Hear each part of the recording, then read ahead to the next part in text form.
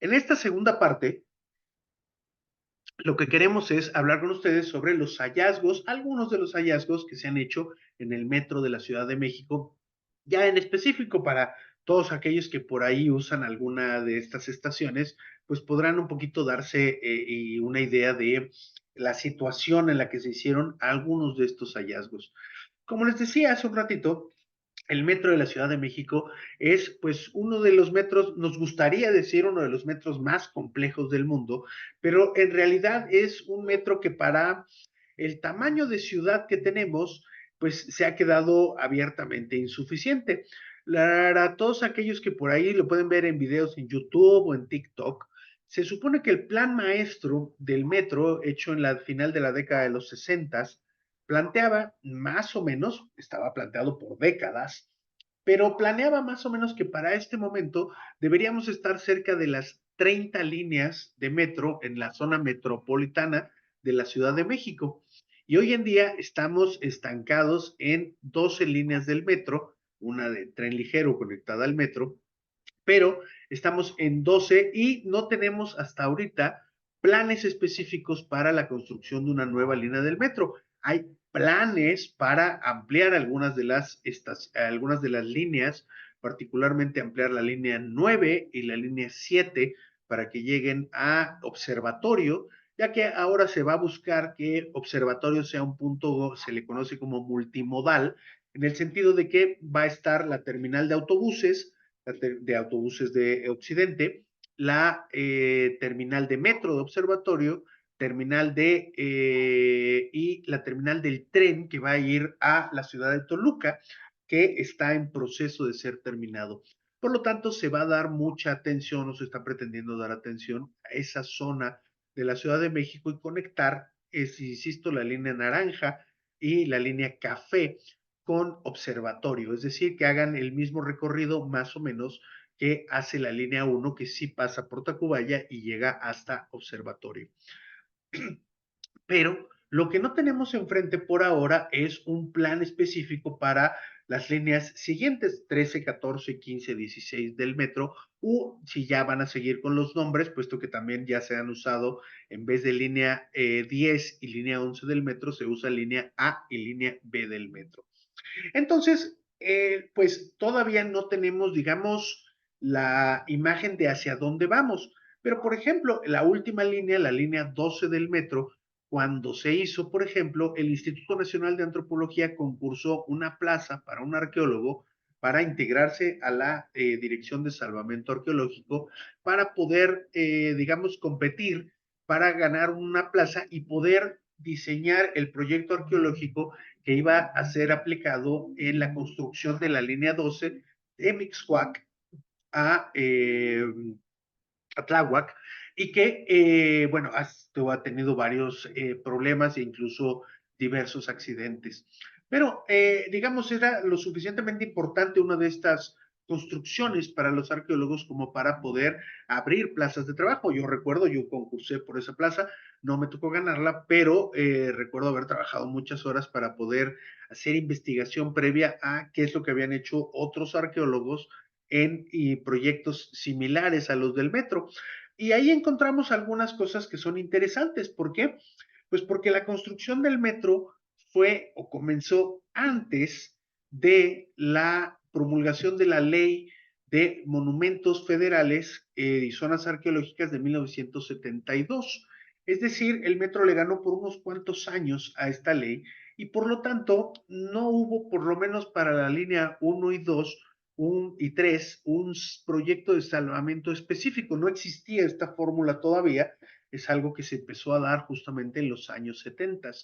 Y entonces, pues, obviamente se encontraron cosas importantes en la línea 1, 2 y 3, ahora les voy a enseñar algunos, pero no se hizo un proyecto como tal.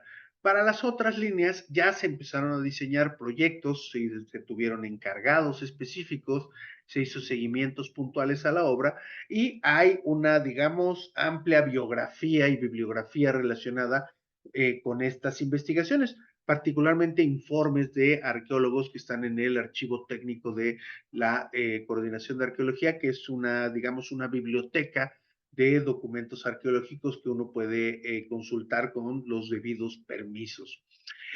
El metro entonces, bueno, nos muestra o nos presenta un espacio pues muy importante en donde, como les digo, pues tenemos nosotros 12 líneas que se intercomunican y que, pues como decíamos, desafortunadamente parece que es un poco insuficiente para la cantidad de personas que nos movemos diariamente en el metro. Pero es muy curioso darse cuenta que justo lo que ha hecho el metro es, pues, abrir ventanas, abrir venas, vamos a decir, si llamáramos a cada línea del metro una vena, abrir venas en el piso de la Ciudad de México, en donde nosotros nos podemos asomar y echar un ojo a ver qué es lo que hay, o si es que vamos encontrando cosas, o si es que vamos, eh, pues, descubriendo la ubicación de algunos pueblos prehispánicos, de algunos lugares que no conocíamos. Y todo esto, pues, siempre nos da muchísimo valor. Pero como ustedes ven en el mapa, digamos, de distribución de estaciones, pues son numerosas las estaciones y a esto vamos a regresar un poquitito más adelante. En la línea 1, como les digo, no existió propiamente un trabajo de salvamento arqueológico como tal. Por lo tanto, solamente se llamaba a los arqueólogos cuando había algún tipo de hallazgo importante.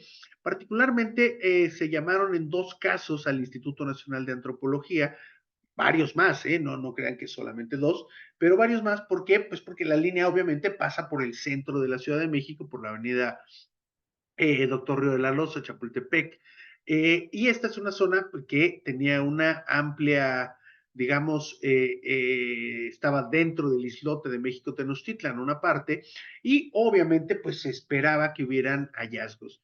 Y una de estas piezas es, por ejemplo, esta, le llaman Coatlicue, también le llaman Tlaltecutli, está en el Museo Nacional de Antropología, y es una representación diferente de la diosa Coatlicue. Vean ustedes, tiene los mismos complejos que la Gran Coatlicue que está en el Museo de Antropología, es decir, tiene un collar de manos y de corazones, que es como reconocemos a Coatlicue, aquella que tiene la falda de serpientes. Lo que pasa es que en este caso está sentada, está en una posición sedente mirando hacia arriba.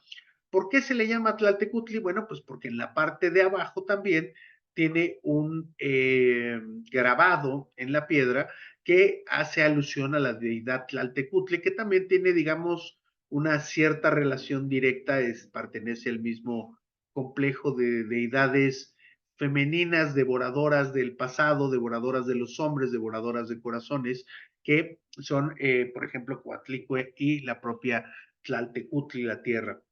Esta obra se encontró en la estación Isabel la Católica y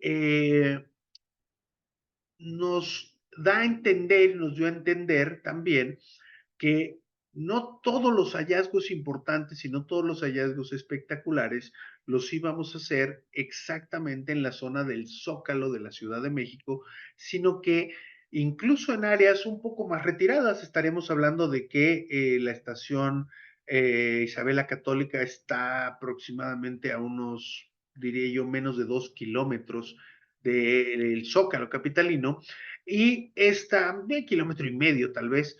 eh, Mostraría entonces el hallazgo de esta escultura que a 1,5 kilómetros del centro de México Tenochtitlan habría seguramente otros templos en funciones, y que estos templos también estaban ricamente decorados por esculturas, es decir, que no toda la iconografía importante de las deidades la íbamos a encontrar asociada solamente con la zona del Zócalo, la zona del centro, el corazón de la ciudad, sino que íbamos a encontrar joyas regadas por todo el centro de la ciudad, y es decir, en áreas pues bastante más amplias de lo que nosotros hubiésemos pensado originalmente.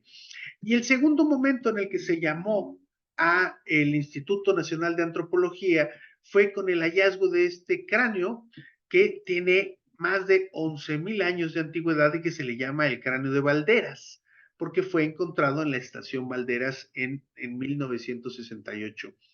Llama muchísimo la atención, como dice la placa que es de la capital de la Ciudad de México y del metro, el grado de conservación de este individuo, porque justamente muestra la posibilidad de que parte de estos hallazgos se puedan encontrar con buen, con un buen estado de conservación, ya que en aquel momento no era tan importante, pero hoy es fundamental, ya que nosotros podemos hacer hoy en día una buena cantidad de estudios a este tipo de hallazgos, particularmente los cráneos.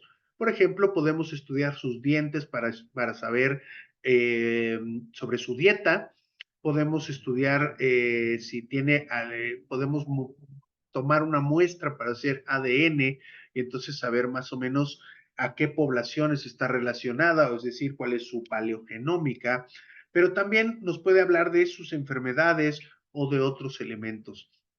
Es verdaderamente llamativo, aunque también tenemos que tomar en consideración, esto es un hallazgo hecho en 1968 y la arqueología ha cambiado muchísimo.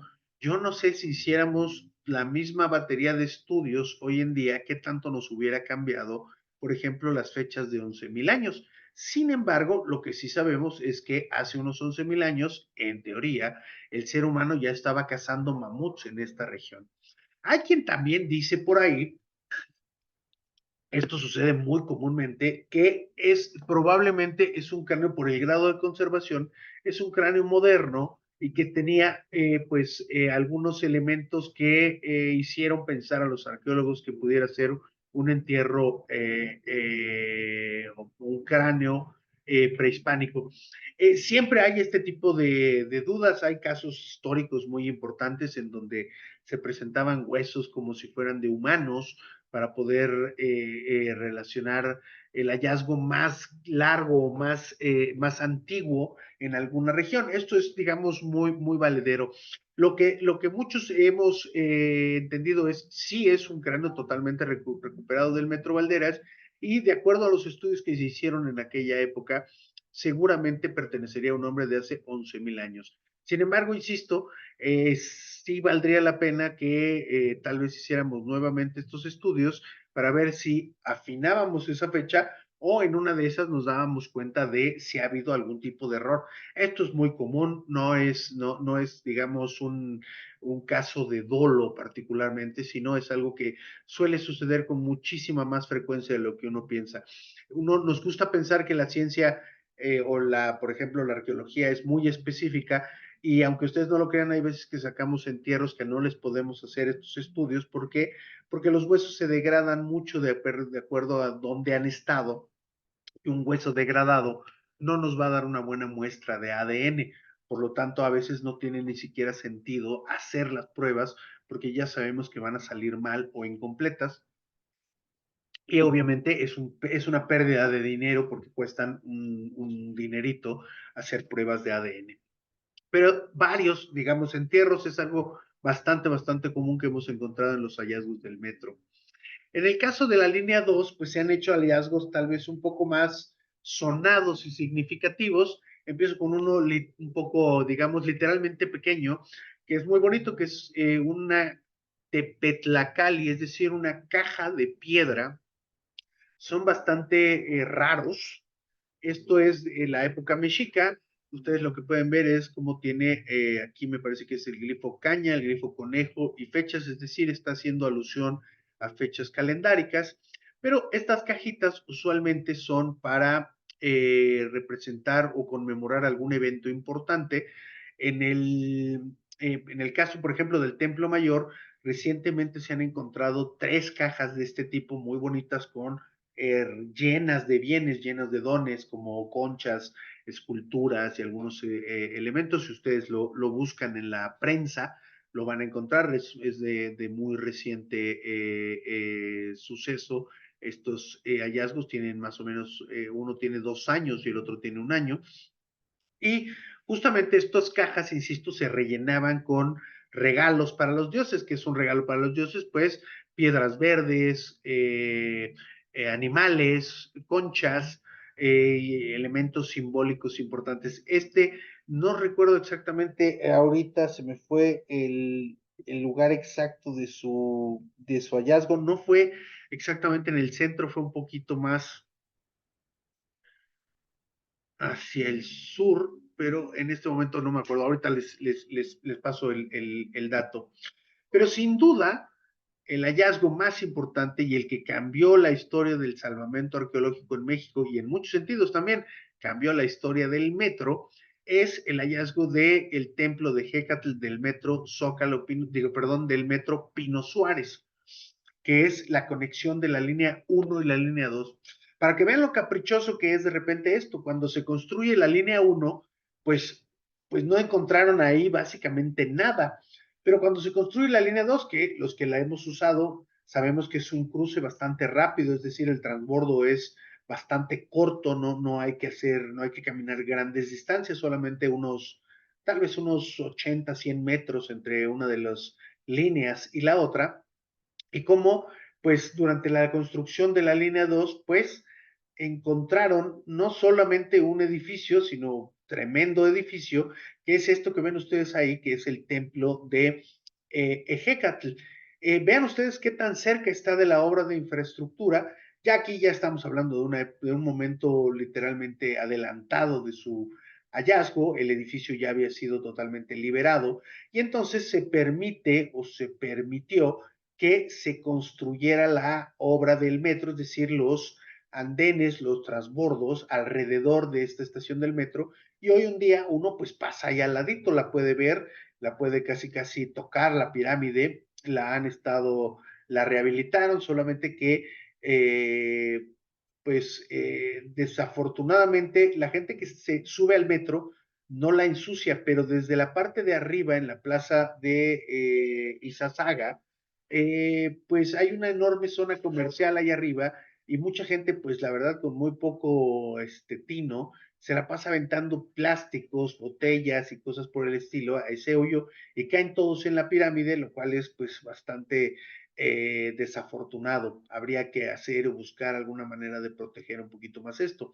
Vean ustedes, en 1968, 69, perdón, pues se estaba literalmente construyendo a pocos centímetros. Hoy en día, pues lo que hubiéramos hecho por lo menos es pues cubrir totalmente con madera toda la pirámide, todo el templo, para poderlo proteger. ¿Por qué? Pues porque a la hora de meter las varillas, pues si a alguien se le va un poquito la varilla de lado, pues raya el edificio o lo pica o le tira un pedazo de estuco. Y como pueden ver ustedes, pues el edificio se conservó. Esta es ya una intervención moderna de las últimas que se hizo hace unos 5 o 10 años. Son dos etapas del edificio, vean ustedes aquí, ven claramente una que está sobrepuesta por unos barrotes aquí abajo y el parte del basamento. Esto quiere decir que son dos momentos del edificio. Uno es este edificio cuadrado en la parte de abajo y el otro es otra base cuadrada y la parte redonda. El templo de Hecatl o los templos de Hecatl son muy particulares porque son en el mundo mexica de los pocos edificios, en el mundo náhuatl, de los pocos edificios que son redondos. No son comunes los edificios redondos en lo general, pero este tiene una serie de particularidades interesantes.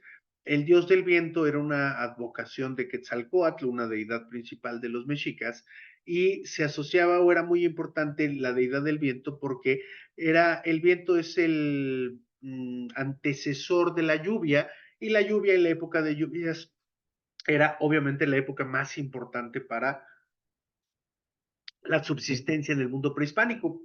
La razón, es lo que se dice, por la cual estos templos son redondos, es porque de esa manera el viento podía rodearlos y no chocar como cuando el viento choca justamente con una estructura cuadrada, el viento tiene tendencia a ir hacia arriba o disiparse hacia los lados. El hecho de que sea redondo permite que el viento abrace el edificio y entonces, digamos, es un poco la explicación que se dio o se daba en la época prehispánica relacionado con la ideología específica con este edificio. Insisto, son dos etapas muy cortas en tiempo entre las dos, es decir, menos de 100 años entre la etapa de la parte de abajo, el edificio bajo, y esta segunda etapa, que es esta, digamos, la parte que está sostenida en este caso por estos pilares de metal, parecen ser. Lo interesante además no solo fue la construcción del edificio y el rediseño de la estación del metro alrededor del edificio, sino además que ustedes aquí ya lo ven parchado, pero en la parte alta del edificio se dejaron algunas ofrendas y una de ellas es pues particularmente hermosa porque se quedó o se dejó a esta escultura que ahorita la van a ver con mayor detalle, esta escultura de un mono que representa a Ejecatl. El viento es usualmente representado por un mono y, o en algunas ocasiones por un mono, pero siempre está representado por También esta máscara los bucal. Ay, les agradecería a todos si por favor pueden cerrar sus micrófonos porque luego me sacan de onda. Gracias, perdónenme. Les decía, esta es la máscara bucal, así le llamamos, o pico de pato también se le ha llamado, que se le pone al dios del viento y todas sus representaciones él viene con esta máscara que le llamamos nosotros. En este caso, el mono está vistiéndose con la máscara, es decir, el mono está representando al dios del viento. Y así es como nosotros generamos las asociaciones. Luego nos dicen, oye, pero ¿cómo que el mono está asociado con el dios del viento? ¿Por qué? Y a veces, cuando no tienes toda la película, pues es difícil explicar cómo un mono podría estar relacionado con el viento. Pero justamente es porque en los templos hemos hecho estos hallazgos. Aquí vean ustedes a este monito en toda su esplendor, pero aquí está cuando se encontró. Estaba pues hecho pinolet, obviamente, el paso del tiempo es implacable con la cerámica, como en este caso, con la piedra, con todos los elementos. Entonces es usual encontrar las cosas rotas, pero pues aquí estaban todas sus piececitas y por lo tanto los restauradores del Museo Nacional de Antropología lo han dejado. ¿Qué encontramos o cómo entonces entendemos ahora, gracias a estos hallazgos, a Hecatl, al mono, al dios del viento? Pues, por ejemplo, ahora sabemos que los monos usualmente están pachangueando, es decir, están bailando, están cantando, es decir, es un animal que además de representar al viento también, digamos que es un animal festivo, podríamos decir, le gusta la bulla, le gusta la pachanga y por lo tanto es un animalito que cumple ya con estos, digamos, como les decía yo hace un momento, con estos complejos que nosotros los arqueólogos formamos. Es curioso porque en la iconografía no se alcanza a ver bien en las fotos, pero el mono, aquí atrás se puede ver un poquitito, el mono además curiosamente está defecando, es decir, está pues digamos en un estado probablemente inconveniente o está en un trance simbólico. Lo que es interesante es que esté jugando, está defecando, está representando al dios del viento y obviamente pues lo hemos encontrado en uno de estos templos que nosotros ya sabíamos que tienen que ver con el viento, puesto que eso lo escribieron los primeros cronistas españoles. ¿Por qué es importante o fue muy importante y cada vez vamos resignificando estos hallazgos del metro? Pues porque en el año 2010, el proyecto de arqueología urbana que les decía yo en la calle de Guatemala, se encontró este templo de Hecatl, que es el del recinto sagrado, que es muchísimo más grande y que todavía debe tener adentro escondidas algunas de las ofrendas con las que se debe haber consagrado este edificio. Esto hoy en día ya no se parece nada a lo que les estoy yo mostrando.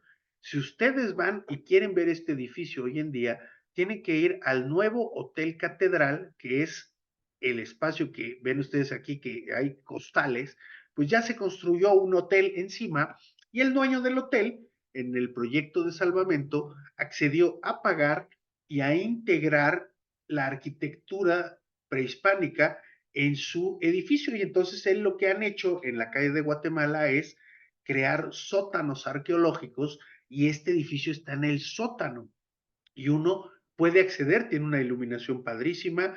No estoy 100% seguro si uno ya puede entrar específicamente, pero creo que sí ya lo puede ver. Entonces, vale la pena si algún día están por ahí, métanse a conocer el Hotel Catedral ahí sobre la calle de Guatemala y van a poder ver este edificio ya, digamos, restaurado, limpiecito, rechinando de limpio, y uno puede acceder por ahí a ver qué se encontró, qué significa y algunos otros elementos. Pero es interesante, nosotros ya cuando encontramos este edificio en el 2010, pues ya sabíamos que un templo redondo de estos tamaños y de estas características, pues probablemente tenía que ver con el propio templo de Hécatl, pero del recinto sagrado. Este edificio está enfrente del templo mayor, el edificio del templo mayor, a unos, más o menos unos 60 metros al oeste, que es en la calle de Guatemala, donde hemos encontrado en varios predios consecutivamente el Calmecac, el Zompantli, el templo de Hécatl, el juego de pelota, es decir, encontramos justamente la calle sobre la que se construyeron en el pasado prehispánico, donde los mexicas construyeron básicamente todos sus edificios, y por eso ahora hacemos muchos proyectos de salvamento arqueológico en la calle de Guatemala. Pero si nos cambiamos un poquito de línea y nos vamos a la línea 4, pues vamos a ver que a principios de los años 80 hubo un hallazgo de los que pues en el momento llamó muchísimo la atención porque pues no era común. Se encontraron los restos de un mamut en la estación Talismán. No es la única. Hay otro mamut que se encontró en la estación Viveros de la línea 3. Ahí en el Parque de los Viveros también se encontró solamente algunos huesos. En el caso del mamut del Metro Talismán, solamente es una parte de del animal, no se encontró completo, no porque no haya estado completo, sino porque se degradó, es decir, se perdieron muchos huesos, se hicieron polvo, se rompieron y ya no pudo ser reconstruido el mamut. Simplemente quedaron. Si ustedes van a la línea 4 y van al Metro Talismán, van a encontrar que ahí todavía están los restos del mamut porque se integraron a la estación. ¿Por qué? Pues porque les pareció de alguna manera curioso, les pareció llamativo el hecho de encontrarse. Se puede uno esperar a encontrar muchas cosas en el subsuelo de la Ciudad de México, pero no siempre uno esperaba encontrarse un mamut. Hoy, después de los hallazgos de Tultepec y del Aeropuerto Internacional Felipe Ángeles en los últimos 10 años, pues nos queda claro que el Valle de México era un estacionamiento de mamuts gigantesco, porque hay muchísimos mamuts que se han encontrado en esta zona, particularmente al norte de la Ciudad de México, pero es común. ¿Por qué? Pues porque estos animalotes, estos paquidermos de más o menos 3, 4 metros de altura y unas 4 a 6 toneladas de peso, pues se daban la vuelta por toda esta zona, pastaban en todas las zonas del Valle de México y también en muchos casos, como probablemente este mamut de Talismán, quedaron atrapados en alguna zona pantanosa o en alguna zona enfangada, y estos animales ya una vez que se atascan es muy difícil que se puedan liberar.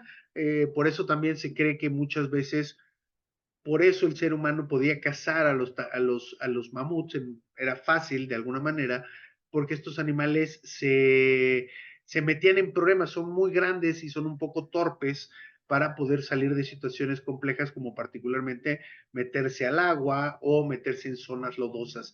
Y eso es lo que abundaba aquí con el lago, zonas inundables, y por lo tanto tenemos un enorme número de restos de mamuts regados por la Ciudad de México.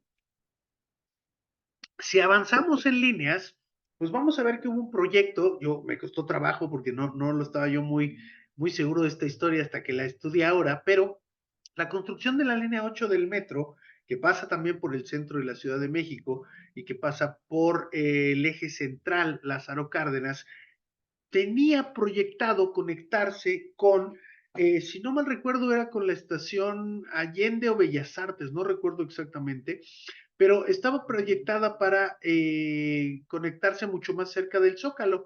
Y entonces, pues se comenzó con las exploraciones. Esta es una exploración, lo que ustedes ven aquí es sobre el eje central.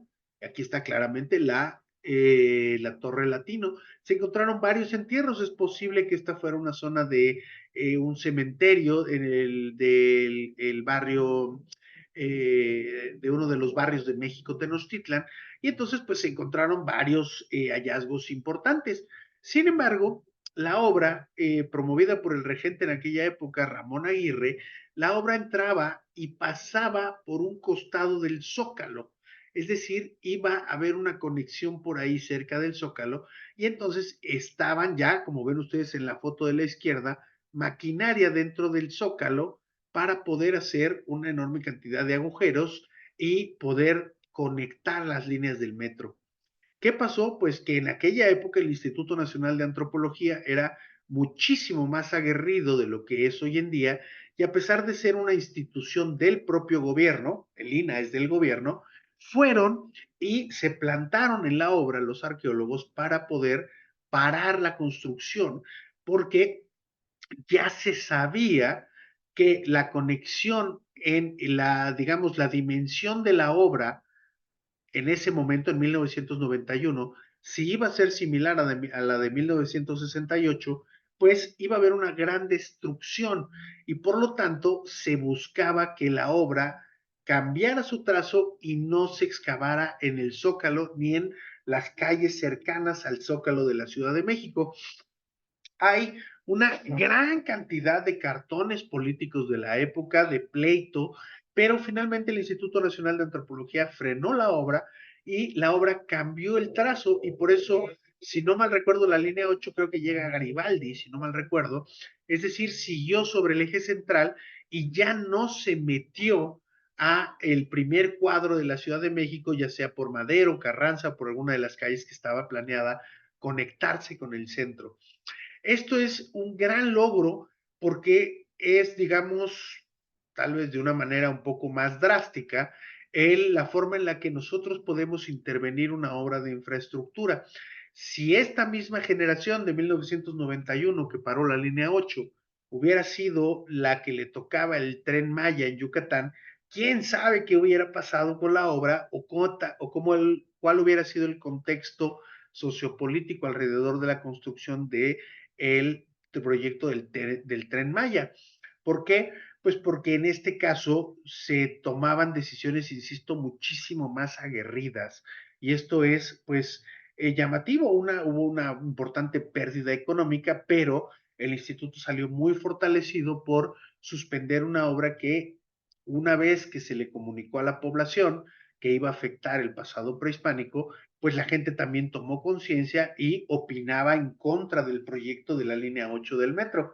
A mí, insisto, me tocó esto en la preparatoria, entonces no estoy particularmente, no estuve consciente de que esto sucedía, pero al encontrar ahora noticias hemerográficas y algunos artículos, me llamó mucho la atención que incluso la suspendieran, es decir, que la obra de la línea 8 no pudiese entrar al centro de la Ciudad de México. Es un logro importante porque se sabía que iba a haber un gran daño. Eh, Otro ejemplo, insisto, yo solo les estoy marcando algunos ejemplos para poder ilustrar esta historia de la arqueología en el metro de la Ciudad de México, pero otro de los casos más recientes, pues es el de la línea 12, como les decía yo hace un ratito. La línea 12 empieza básicamente en un pueblo prehispánico que es Mixcoac, un pueblo importante, ubicado hacia, digamos, entre Churubusco, entre Iztapalapa y Azcapotzalco, es decir, era un punto relativamente importante de tráfico. Hay una zona arqueológica junto le llaman Miscuac, aunque no es Miscuac, es San Pedro de los Pinos, está en calle 25, si no mal recuerdo, y periférico, es muy chiquita, es como una cancha de fútbol rápido, pero hay unos basamentos y bueno, no sé qué es, hay seguridad de que en buena parte del barrio de Miscuac, del moderno barrio de Miscuac, pues está el antiguo pueblo de Miscuac. Y entonces, desde ahí se empieza a diseñar la línea 12 para llegar hasta el Tláhuac. Y básicamente, como les digo, yo participé con un proyecto para poder hacer esta línea del metro, y a mí lo que me llamaba la atención es que básicamente la única zona en la que no había pasado prehispánico de todo ese proyecto de la línea 12 era básicamente la zona de la colonia del Valle, que se encontraron otras cosas, fauna pleistocénica, pero no, digamos, restos arqueológicos. Y entonces, pues, va desde Mixcoac, va a bajar hasta Iztapalapa, va a cruzar por Tláhuac, es decir, pasa por zonas que son ampliamente conocidas. También por algunas zonas que fueron Lago de México y que por lo tanto pues no teníamos muchos problemas de poderle liberar a la obra, a la constructora del metro, porque obviamente pues donde había lago pues no hay mucha esperanza de encontrar uno ahí, salvo una canoa o algo que se haya perdido, pero es muchísimo más extraño. Sin embargo, algunos puntos fueron importantes, como por ejemplo en Mexicalcingo, que era un pueblo prehispánico también, que está al norte de Tláhuac, al sur de la península de Iztapalapa, y donde, como ven ustedes, pues los arqueólogos hacen hallazgos como esculturas que no son tal vez las más acabadas ni las mejor elaboradas, pero todo esto nos da un complejo mucho más general e importante, porque, por ejemplo, entendemos ahora un poquitito de cómo es que vivía la gente que vivía en estos pequeños pueblitos. Entiendan ustedes, nosotros conocemos a la gente que vivía en Tlatelolco o en México Tenochtitlan, pero en otros pueblitos es más difícil conocer, o en otras aldeas cercanas a la Ciudad de México. Cada vez sabemos más, pero es importante conocer. Estas obras de infraestructura nos dan la oportunidad de excavar en lugares que nosotros nunca hubiéramos pensado excavar, como por ejemplo el antiguo pueblo de Mexicalcingo, donde usualmente no pedimos grandes requisitos porque pues hay pocos hallazgos arqueológicos. ¿Qué quiere decir? Pues que el pueblo de Mexicalcingo era pequeñito, no era una gran ciudad, era una aldea pequeña y que pues hay que ubicarla específicamente, pero debe medir varias cuadras dentro del actual barrio de Mexicalcingo y pues el proyecto del metro cruza por amplias zonas, como decíamos hace un rato. Pero por esto es importante, porque vamos encontrando, en este caso, por ejemplo, cultos domésticos, vida rural, digamos, en vida no rural tal vez, sino vida en pueblos mucho más pequeños que si los comparamos con México Tenochtitlan. Ese es el gran valor de seguir estudiando y de que cada que se vaya a hacer una nueva obra de infraestructura como el metro, pues nosotros podamos acceder un poquito más a estos espacios. Finalmente, para cerrar nuestra clase de hoy, lo que queremos es platicar un momentito, una reflexión final relacionada con algunos de los puntos que hemos platicado durante el día de hoy y que nos llevan a cómo es que nosotros nos entendemos a nosotros mismos con nuestro pasado, es decir, cómo los arqueólogos decimos o los académicos decimos cómo resignificamos nuestro pasado, es decir, cómo nos enfrentamos a él día a día. Usualmente las personas que pasamos junto a la pirámide de Pino Suárez en el metro, el 90% de la gente le vale gorro porque ya ha visto 1000 veces la pirámide y lo que quiere es llegar rápido a su trabajo y se entiende. Pero para muchos otros, que digamos vamos un poco más pensando en otras cosas, pues te hace ver un poquito hacia tu pasado, aunque tal vez no lo quieras, y entonces te puedes concentrar en tu historia, en el valor de tu comunidad, en otros valores que son verdaderamente importantes.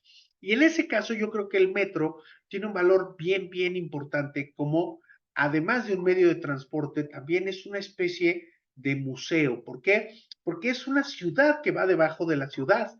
Es un espacio que tiene una señalética particular, una serie de luces muy particulares. Es decir, abajo del metro parece todo de alguna manera familiar y entonces hacemos cosas que a veces son pues extrañas. Por ejemplo, comemos adentro de las estaciones del metro, platicamos, nos vemos con nuestros seres queridos y en algunos casos, para gran sorpresa de muchos de nosotros, aprendemos, como por ejemplo el caso de estas numerosas maquetas que están en el metro del Zócalo, en el metro Zócalo Tenochtitlan, y que es un lugar común.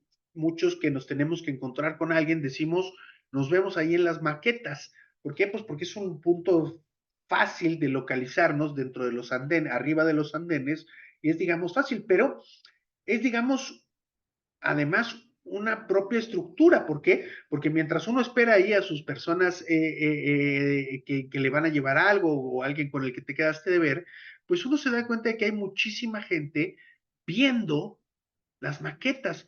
Vean, por ejemplo, aquí se ve que la gente está caminando, pero este hombre está aquí separado, este hombre de camisa naranja, está viendo las maquetas. ¿Por qué? Porque tiene tiempo, porque se las cruzó, porque en ese momento le parece importante, pero está conociendo un poco más del pasado de su ciudad a través del metro y el uso del metro. Y esto tiene un valor bien, bien importante. ¿Por qué? Porque esta es un tipo de herramienta de atracción que nosotros difícilmente tenemos y que te lo permite espacios como los museos o en este caso como las exhibiciones dentro del metro. Y entonces ahora, por ejemplo, el Metro Mixcoac ahora ya tiene también un museo del metro propiamente, se hacen exposiciones de arte contemporáneo, de arqueología, de algunas otras cosas. Pero vamos conociendo más del pasado simplemente por usar el medio de transporte y eso es de altísimo valor, como por ejemplo el caso también de la línea Bellas Artes, en donde todos los que la hayan visto, pues hay una mezcla ahí, cuando uno sale a la Alameda, pues ve esos barandales que son de Art Nouveau, que están enfrente de Bellas Artes y que son, digamos, del siglo XIX, XX, pero conforme uno entra a la estación, va pasando por otras etapas, por otros momentos, hasta llegar al andén donde uno se encuentra con el arte prehispánico, por ejemplo, este dintel de Yaxchilán, obviamente es una reproducción, pero si ustedes están esperando el metro en Bellas Artes y están, digamos, tratando, o como dicen en mi casa, están papaloteando, pues lo más normal que uno puede hacer es voltearse a ver esto y leer y decir, ah, caray, miren, hay una cosa que se llama Dintel, que no sé qué es, de Yaxchilán, que es un sitio arqueológico, creo que está en Chiapas, y entonces pues te dice aquí que es un bajorrelieve que representa un dignatario. Esto se puso en 1968, no se ha actualizado, hay que mejorarlo, pero es otra manera de tener contacto entre la población, la gente y la arqueología. Es decir, en el metro de la Ciudad de México la arqueología te bota, la arqueología te salta, te atrapa, te puede agarrar. Y esto no solamente, como insisto, lo vemos en las estaciones, sino lo vamos a ver además a través de la historia de los propios, por ejemplo, nombres de las estaciones, en donde muchos de ellos tienen que ver con el pasado prehispánico. Por ejemplo, Tacubaya, Chapultepec, Pino Suárez. El logotipo de Pino Suárez es la pirámide que se encontró ahí. Moctezuma es el penacho. Pantitlán significa lugar de banderas. Aquí están las banderas.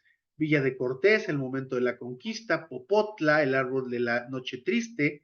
Tacuba, los aliados de Tenochtitlan, Cuauhtémoc, el último Tlatoani, y así nos vamos, y vamos a encontrar Azcapotzalco, es una hormiga, ese es el símbolo, el glifo antiguo de Azcapotzalco era una hormiga.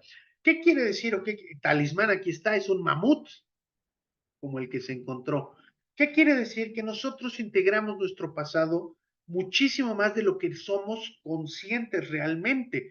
¿Por qué? Pues porque es parte de nuestra sociedad, parte de nuestra cultura, y no todos hemos tenido el tiempo de detenernos a entender que Mixcoac es una palabra prehispánica, Azcapotzalco, Coyoacán, etcétera. Es decir, que estamos rodeados de este pasado y que por eso mismo tal vez tiene mucho valor el estudiarlo, el aprenderlo y el difundirlo, que es lo que nosotros tratamos de hacer con charlas como esta, platicando con ustedes un rato estas noches para poder saber un poquito más sobre el pasado de México y en este caso el pasado de México reflejado en nuestro sistema de transporte colectivo del metro.